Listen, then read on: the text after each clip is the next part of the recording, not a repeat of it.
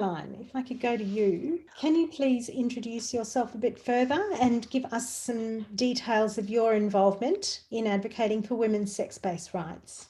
Yes, I'm a lecturer at RMIT University in Melbourne, and most of the time I've been involved in advocacy against the sex industry or in support of women surviving the sex industry. I've done some of this work through the Coalition Against Trafficking in Women Australia, but also through organisations in Japan, as Janet mentioned, and through research and public speaking. Funnily enough, I think this background in anti-sex industry activity, political activity in Australia, made me a little bit aware of how transgenderism might play out as I saw it come into Australia in policy and law. And I know Anna Kerr made some really good comments on this topic, I think, a few months ago, where we find this situation where once you start to, and I know many of us here have, but you start to look into various spheres of legislation and policy in Australia and realise they are fundamentally misogynistic and slightly crazy in their drafting, and this was the case for prostitution and trafficking legislation in Australia too. We've got all sorts of crazy things put into legislation in the States. One provision, I think, allows sex buyers to launch civil cases against prostituted women for not delivering service or something like that. That's just one of many crazy outcomes.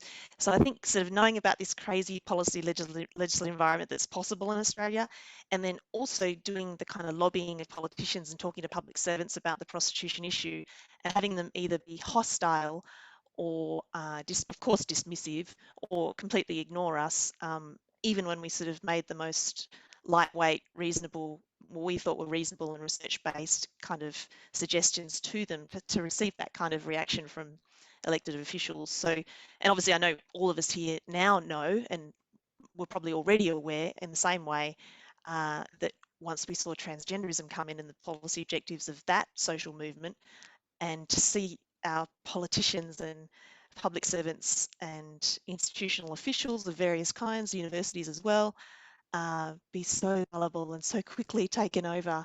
I think Annika, when she was talking about this, said something about the disappointment of finding out that your fellow citizens are really that dumb.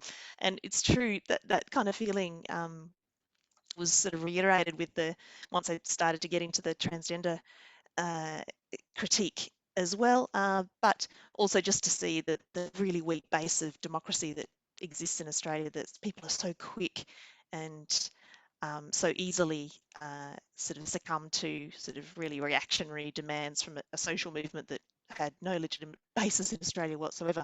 But anyway, that's so yes, I came from the anti-prostitution movement, and then to the critique on the transgenderist claims in policy and legislation as well. Obviously, I studied under Sheila Jeffries at the University of Melbourne, so ended up hearing over many years developments overseas that were happening in relation to these policies, and then saw that come to Australia, and then was alerted to the problems that then were causing in various realms. But I think my background specifically, and many others as well, was one of facing up to this problem of transgenderist aims in Australia as like attacking very directly women's political participation in various ways. So I saw that transgenderism ended up stopping a lot of us who were attempting to campaign against the sex industry and in support of survivors, that the transgenderist sort of critique was used against us to stop us talking on that point as well. So I think this kind of Article 6 of the Declaration. What made you first realise transgenderism is a threat to women's rights? I was on the board of a prostitution outreach organisation when a discussion arose about so-called a trans woman wanting to attend a camp away that we'd organised through the organisation for survivors, sort of 2 and 3 nights, I think it was. And so I kind of naively went ahead and, poo-pooed that idea. And then the rest of the board members, and it was a reasonably large board, all women, instantly clamped down on that and took the opposing view that it was quite fine. And I don't think they even ended up putting in any safeguards at all.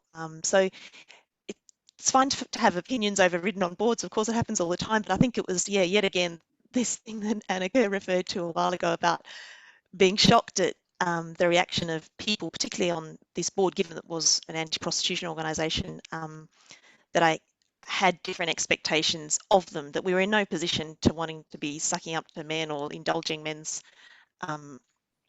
preferences, but nonetheless they instantly saw no reason to object to that, even though the women that he would be with were, some of the most vulnerable women on earth.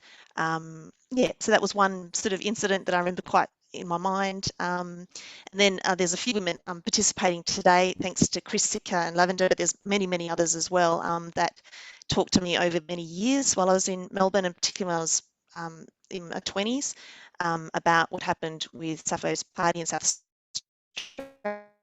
Australia and Lesbian Space in Sydney. I wasn't part of any of those initiatives, but yeah, women like Chris Sitka were really kind and patient over many years in telling, talking to me and other women my generation about what happened with those. And so I think I was alerted quite early on, thanks to all the sisters telling me about the kinds of problems that trans activists had been waging, particularly against lesbians from the 1990s. And then, yeah, as I mentioned, I was a PhD student under Sheila Jeffries, and so I got to hear about overseas developments in transgenderism, which happened earlier than Australia, as we all know. And I think, yeah, we were lucky to have Sheila Jeffries in Melbourne building a base of sort of feminists against both prostitution and transgenderism. We ended up, in Victoria at least, being completely unsuccessful on both fronts as it stands at the moment. But nonetheless, yeah, I think maybe in Melbourne we've got a bit of a stronger base of activists perhaps still in relation to those two issues. So we just have to be on the standby and watching and waiting for any change in the political winds where we can, start to bring forth, our political viewpoint. But yeah, at the moment, it's still sort of history starting out with this issue and continuing to the current day. It's still on the same trajectory because we haven't made any particular gains, I don't think, yet anyway. But thanks, yeah. Is there an area of activity in which you focus your efforts to resist gender identity ideology, and where's that taking you? In Japan, so these last couple of years, I've obviously been working with individuals and groups here, not just through internet circles, but also in real life to a limited extent at least. And it's quite amazing in Japan. So as far as I could see, there didn't really exist radical feminist ideas that circulated in any concrete form amongst groups of feminists in Japan. Of course, there was feminism, but I didn't get any sense over you've been coming to Japan for 20 years, that radical feminism kind of really did exist at any great extent. But now that transgenderism's sort of been brought down by the imperialist bloody Western NGOs into the country, and also because of social media and seeing sort of their sisters abroad report things that are happening in their countries, there seems to be just an explosion of sort of quite proper radical feminism, at least online, which has sort of been a huge shock. But it's ended up being a pool that's these groups and these women, mainly it's sisters working on the ground in Japan, that have been able to tap into to start to build groups. And finally, we've got an NGO now, just the last week, that's actually formed in a concrete sense on the ground. And there's a couple of women in that are actually using their real names and showing their faces, which is a very big deal in Japan. So that's a huge achievement. I think a year and a half ago, I was asked by a gender committee of the Japan Communist Party to brief them on the transgender issue, which was kind of a funny invitation to receive. Obviously, the Japan Communist Party attracts very small percentages of electoral support, but they tend to be a sort of a standard bearer for the kinds of issues that the Japanese left will pursue overall. They sort of occupy the high ground. So I was able to do that. I mean, why would they invite a foreigner? Who cares? I think that was only because at that stage, at least a year and a half or a little bit longer ago, there were still no sort of Japanese feminists on the ground showing their faces and using their names.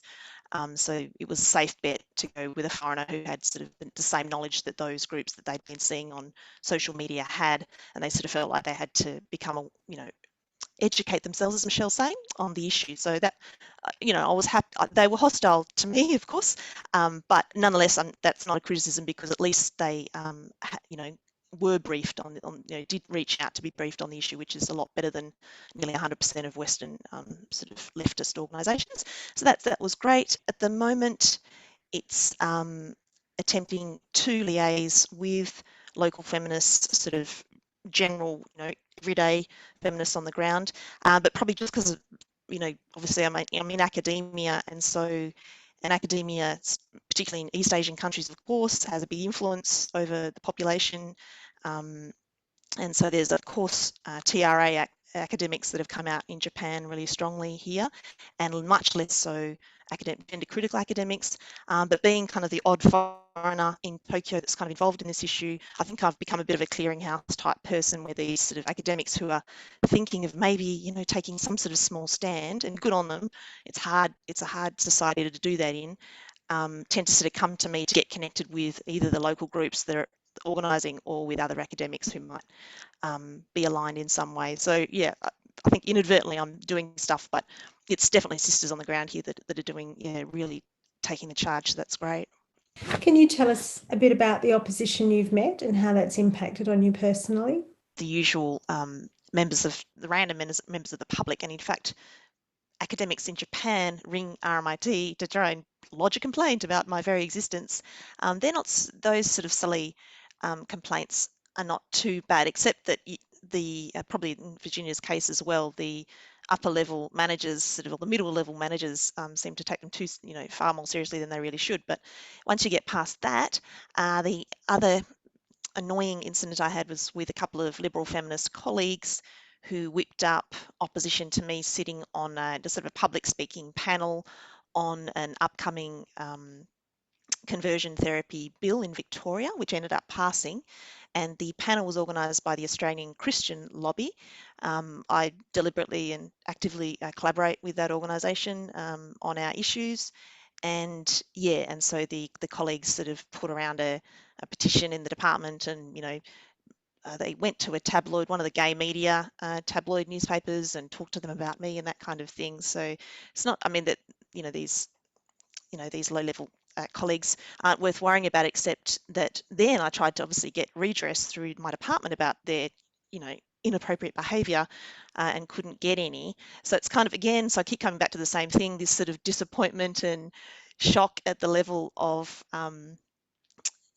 inability in Australia to follow any type of institutional standards, about speech and democracy and freedom and all those kind of things. So the people appear to have, been completely ignorant about, discrimination on the basis of political beliefs as being, an anti-liberal type value. I mean, if they hold on to liberal values, many of us, hold on to radical values, but they're the ones holding on to liberal values, and they don't even, know what they are, let alone have the ability to follow them. But anyway, that's my rant against that little incident that happened. Nothing like Virginia's experience, though. And then, as I mentioned before, getting cancelled when I'm due to speak or to hold conferences on the prostitution issue and the sexual exploitation issue. We had a conference kind of sort of invaded or sort of interrupted by activists that was wholly and solely about sexual exploitation, but a lot of the rhetoric that was used in order to justify that interruption was the transgender stuff. So many women here I know have already experienced it, where they sort of they attempt to shut you down on other radical goals and political campaigning on the basis of this supposedly higher moral ground of calling us transphobes and things like that. And then just one other incident that happened was in 2015. I managed to get onto the ABC, the Australian Broadcasting Corporation's website, effectively just a blog piece, but it was an opinion piece on transgenderism. That was back in 2015. And then I think I went back to the same editor maybe 2 or 3 years later, just to have had another small piece. I mean, these are really incidental, tiny kind of corner of the internet type blog pieces, but went back to the editor to ask whether they wanted this second piece about a different issue, something that had come up topically in the media, to comment on. And he point blank said that the ABC was not accepting any pieces with our viewpoint on that issue. He was apologetic about it. It wasn't coming from him. But that was pretty shocking. That's Australia's national broadcaster telling someone, member of the public, that they're not broadcasting our opinion.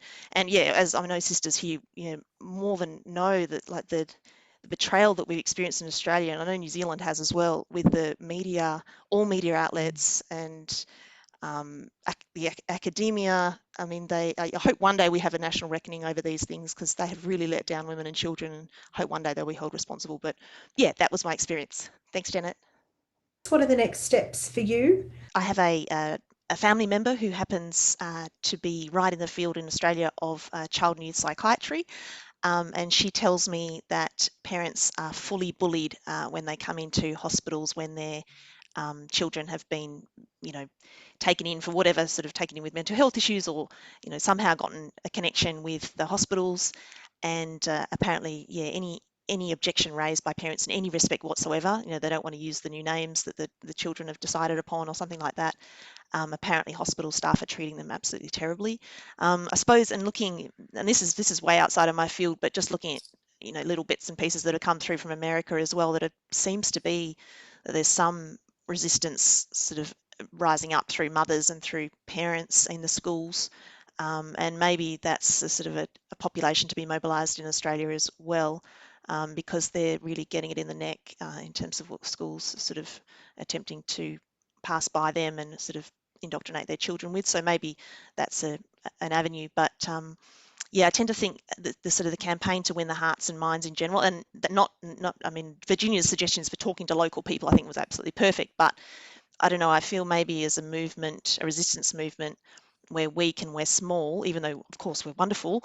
I think the generalist kind of push to win hearts and minds via social media or anything like that, that's great. But I think also concentrating on specific populations that are really getting it at the front line. Of course, lesbians get it beyond anyone, but parents too. Yeah, from what I'm hearing, it's not good in terms of how they're having to put up with a lot. So yeah, I suppose any intervention we can make into schools and parents associations, that kind of thing would be great. But yeah, I'm not really the person involved in that sphere. But yeah, thanks to everyone who is though. Thanks a lot.